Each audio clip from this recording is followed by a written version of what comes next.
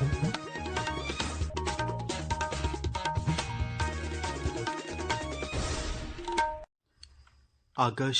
আগরতলা। স্থানীয় সংবাদ পড়ছি রাহুল চন্দ্র লোধ। এখনকার বিশেষ বিশেষ খবর হল, এডিসির নবনির্বাচিত ২৮ জন সদস্যদের মধ্যে আজ ২৪ জন শপথ গ্রহণ করেন। আগামী ১৭ জুলাই থেকে রাজ্যে জনগণনার প্রথম পর্যায়ের কাজ শুরু হবে। পশ্চিমবঙ্গের বিধানসভা নির্বাচনে দ্বিতীয় তথা চূড়ান্ত পর্বের সড়ক প্রচার আজ শেষ হয়েছে। ভোটগ্রহণ ২৯ এপ্রিল। আগামী ২৪ ঘণ্টায় রাজ্যের বিভিন্ন জেলায় ঝড় ও ভারী বৃষ্টিপাতের সতর্কতা জারি করেছে আবহাওয়া দপ্তর। এবারে বিস্তারিত সংবাদ। এডিসির নবনির্বাচিত ২৮ জন সদস্যদের মধ্যে আজ ২৪ জন শপথ গ্রহণ করেন। খুমলুঙের এডিসি পরিষদীয় ভবনে আয়োজিত অনুষ্ঠানে আইন সচিব শঙ্করী দাস তিপ্রামথা দলের নবনির্বাচিত ২৪ জন সদস্যকে শপথ বাক্য পাঠ করান। অনুষ্ঠান পরিচালনায় ছিলেন এডিসির মুখ্য নির্বাহী আধিকারিক রাভেল হেমেন্দ্র কুমার। উপস্থিত ছিলেন শিল্প ও বাণিজ্য দপ্তরের প্রতিমন্ত্রী বৃষকেতু দেববর্মা, তিপ্রামথা দলের প্রতিষ্ঠাতা প্রদ্যুৎ কিশোর দেববর্মা, দলের সভাপতি বিজয় রাঙ্খল।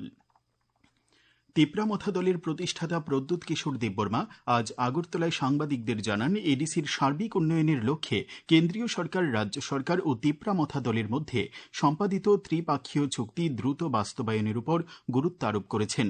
তিনি বলেন, ৫ রাজ্য ও কেন্দ্রশাসিত অঞ্চলের বিধানসভা নির্বাচনের পর এই বিষয়ে কেন্দ্রীয় সরকারের সঙ্গে আলোচনা করা হবে। রাজ্য সরকারের সহযোগিতায় আগামী দিনে এডিসি এলাকায় পর্যটন, শিক্ষা, স্বাস্থ্যসহ বিভিন্ন ক্ষেত্রে সার্বিক উন্নয়ন হবে বলে তিনি আশা ব্যক্ত করেন। ডিরেক্টরেট অফ সেন্সাস অপারেশন ত্রিপুরার উদ্যোগে আজ আগরতলার প্রজ্ঞা ভবনে জনগণনা ২০২৭-এর প্রথম পর্যায়ের বিভিন্ন বিষয়ে একদিনের সম্মেলনের আয়োজন করা হয়। উপস্থিত ছিলেন জনগণনা অধিকর্তা রতন বিশ্বাস, কেন্দ্রীয় স্বরাষ্ট্র মন্ত্রকের আধিকারিক PN চৌধুরী সহ জেলাশাসক ও মহকুমা শাসকগণ। জনগণনা অধিকর্তা শ্রী বিশ্বাস জানান, আজকের সম্মেলনে মূলত রাজ্যের প্রথম পর্যায়ের জনগণনার বিষয়ে আলোচনা করা হয়। তিনি বলেন, রাজ্যে জনগণনার প্রথম পর্যায় শুরু হবে চলতি বছরের জুলাই মাস থেকে। ১৭ জুলাই থেকে ৩১ জুলাই হবে স্বগণনা এবং ১ আগস্ট থেকে ৩০ আগস্ট পর্যন্ত গণনা কর্মীরা বাড়ি বাড়ি গিয়ে জনগণনার কাজ করবে। রাজ্যের জনগণনার কাজের দায়িত্বে থাকবে প্রায় ১১,০০০ কর্মী। কৃষি ও কৃষক কল্যাণ দপ্তরের উদ্যোগে আজ কৈলাসহর কৃষি কার্যালয়ে মিলেট বা শ্রী অন্ন চাষ বিষয়ে কৃষকদের নিয়ে এক সচেতনতামূলক কর্মসূচি অনুষ্ঠিত হয়। বক্তারা বলেন, মিলেট হল দানাযুক্ত শস্য। প্রধানমন্ত্রী নরেন্দ্র মোদী মিলেটকে সকল শস্যের মাতা হিসেবে অভিহিত করেছেন। এর প্রচুর খাদ্যগুণ রয়েছে। আলোচনা করেন কৃষি তত্ত্বাবধায়ক সন্দীপ পাল, কৃষি বিজ্ঞান কেন্দ্রের শস্য বিজ্ঞানী রিপন চন্দ্র দাস, কৃষি সেক্টর অফিসার কৌস্তব দাস ও শোভম জমাতিয়া প্রমুখ। আগামী ৩০ এপ্রিল রাজ্য বিধানসভার একদিনের বিশেষ অধিবেশন বসবে। আজ বিজনেস অ্যাডভাইজারি কমিটির বৈঠক শেষে পরিষদীয় মন্ত্রী রতনলাল নাথ জানান, এই বিষয়ে অধিবেশনে মূলত নারী শক্তি বন্দন অধিনিয়ম বিল নিয়ে আলোচনা হবে। এই বিলটি নিয়ে আলোচনার জন্য ইতিপূর্বে মুখ্য সচেতক কল্যাণী রায় সহ ১৭ জন বিধায়ক বিধানসভার অধ্যক্ষ রামপদ জমাতিয়ার কাছে একটি আবেদন জমা দিয়েছিলেন। পরিষদীয় মন্ত্রী জানান, ওই দিন অধিবেশনের শুরুতে প্রাক্তন মন্ত্রী কার্তিক কন্যা দেববর্মা এবং কিংবদন্তি গায়িকা আশা ভোসলের প্রয়াণে শোক প্রস্তাব গ্রহণ করা হবে। ভারত সরকারের উত্তর পূর্ব উন্নয়ন মন্ত্রকের সচিব সঞ্জয় জাজু আজ সিপাহীজলা জেলার নির্মীয়মান সরকারি নেশামুক্তি কেন্দ্র পরিদর্শন করেন। পরিদর্শনকালে তার সঙ্গে উপস্থিত ছিলেন জেলার মুখ্য স্বাস্থ্য আধিকারিক ডাক্তার দেবাশিস দাস সহ পূর্ত দপ্তরের পদস্থ আধিকারিকরা। বিশ্রামগঞ্জে মুখ্য স্বাস্থ্য আধিকারিক অফিস সংলগ্ন স্থানে PM ডিভাইন প্রকল্পে গড়ে উঠেছে সুসংহত এই নেশামুক্তি কেন্দ্রটি। সিপাহীজলা জেলার মুখ্য স্বাস্থ্য আধিকারিক জানিয়েছেন, উত্তর পূর্বাঞ্চলের মধ্যে সর্ববৃহৎ এই নেশামুক্তি কেন্দ্রটি পরিকাঠামো নির্মাণের কাজ নির্ধারিত সময়ে শেষ করার জন্য ডোনার সচিব নির্দেশ দিয়েছেন। কেন্দ্রীয় সরকারের PM ডিভাইন প্রকল্পে ১২০ কোটি টাকা ব্যয়ে গড়ে উঠছে সর্বসুবিধাযুক্ত এই নেশামুক্তি কেন্দ্রটি। এই খবর আপনারা শুনছেন আকাশবাণীর। এবার আসছে খেলার খবরে।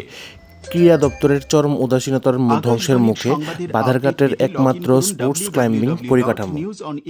কাজল স্মৃতি ফুটবল এন্ট্রির শেষ দিন গেল কালকে। মহিলা ক্রিকেটের হার দিয়ে শুরু হলো ত্রিপুরা। মঙ্গলবার রাজ্য মহিলা 23 দল তামিলনাড়ুর কাছে 174 রানের বিশাল ব্যবধানে বিধ্বস্ত হয়। তামিলনাড়ু 50 ওভারে করা 267 রান 6 উইকেটের সামনে ত্রিপুরার জবাবি লড়াইয়ে মাত্র 93 রানের মধ্যেই সবাই আউট হয়ে যায়। ওভার খেল 32.5। প্রথম ম্যাচেই 142টি আসনে ভোট গ্রহণ করা হবে। আসছি আবহাওয়ার খবরে। আজকে ত্রিপুরার বিভিন্ন জায়গায় হালকা বৃষ্টিপাত হওয়ার সম্ভাবনা আছে এবং আজকে আকাশ মেঘলা থাকবে এবং পূর্ব বর্ধমান। উল্লেখ্য, গত 23 এপ্রিল প্রথম দফায় 152টি আসনে ভোট গ্রহণ করা হয়। ভোট পড়েছিল 93.19%। উল্লেখ্য, কেরালাম, আসাম, পশ্চিমবঙ্গ, তামিলনাড়ু এই 4টি রাজ্য এবং একটি কেন্দ্রশাসিত অঞ্চল পুদুচেরি বিধানসভা নির্বাচন এবং ত্রিপুরা সহ কয়েকটি রাজ্যে বিধানসভা উপনির্বাচনের ভোট গণনা আগামী 4 মে অনুষ্ঠিত হবে। চলতি মাসের শেষ রবিবার দেশের প্রধানমন্ত্রী নরেন্দ্র মোদী 133তম মন কি বাত অনুষ্ঠানে অংশগ্রহণ করেন। এবারের মন কি বাতে ত্রিপুরার জন্য ছিল বিশেষ প্রাপ্তি। বাঁশ বেতের শিল্পে আধুনিক প্রযুক্তি ব্যবহারের ক্ষেত্রে রাজ্যের 2 শিল্পীর সাফল্যের কথা তুলে ধরেন তিনি। এই নিয়ে একটি প্রতিবেদন। প্রধানমন্ত্রী নরেন্দ্র মোদী নিজেই বলে থাকেন, মন কি বাত মানে দেশের মানুষের সাফল্য উদযাপনের অবকাশ, অনন্য সাধারণ বিভিন্ন দক্ষতার কথা তুলে ধরার প্রয়াস। এই অনুষ্ঠানের 133তম পর্বও কোনো রকম ব্যতিক্রমে ছিল না, বরং অসাধারণ সব সাফল্যের কথা তুলে ধরলেন প্রধানমন্ত্রী। এর মধ্যে বাঁশ বেতের শিল্পে ত্রিপুরা উত্তর পূর্বের নতুন দক্ষতা সম্পন্ন শিল্পী এবং বিপুল সম্পদের কথা উঠে এলো প্রধানমন্ত্রীর মন কি বাত অনুষ্ঠানে। এর মধ্যে রাজ্যের গোমতী জেলার জামজুরিতে বিজয় সূত্রধর নামে দক্ষ এক শিল্পী নিজের কাজের অনন্যতায় আজ প্রধানমন্ত্রীর মাধ্যমে সারা দেশের নজরের কেন্দ্রবিন্দুতে। এরকম প্রাপ্তিতে স্বাভাবিকভাবেই অভিভূত এই শিল্পী রীতিমতো আবেগাপ্লুত হয়ে মন কি বাত অনুষ্ঠান শোনার পর কৃতজ্ঞতা জানালেন প্রধানমন্ত্রীর প্রতি। 133তম মন কি বাত প্রোগ্রামে ভারতের প্রধানমন্ত্রী যে আমার নাম বলেছে, এতে আমি খুবই খুশি এবং খুব আনন্দিত।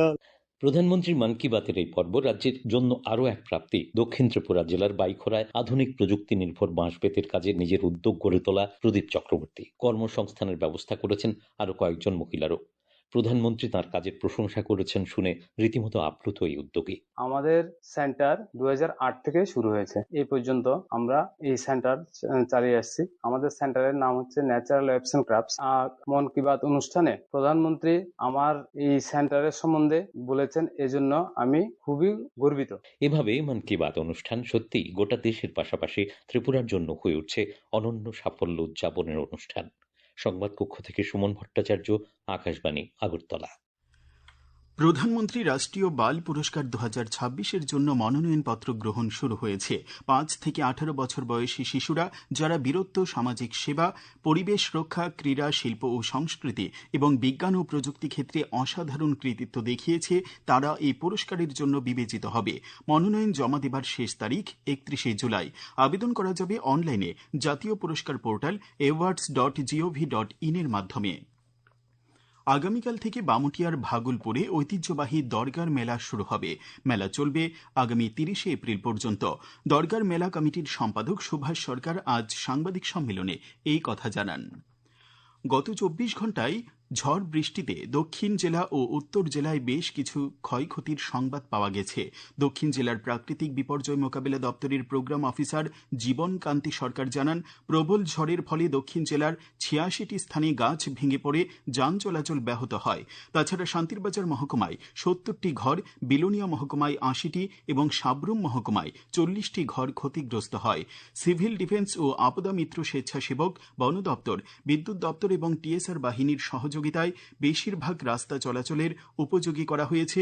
বিভিন্ন স্থানে বিদ্যুৎ পরিষেবা স্বাভাবিক করার জন্য বিদ্যুৎ নিগম যুদ্ধকালীন তৎপরতায় কাজ করছে।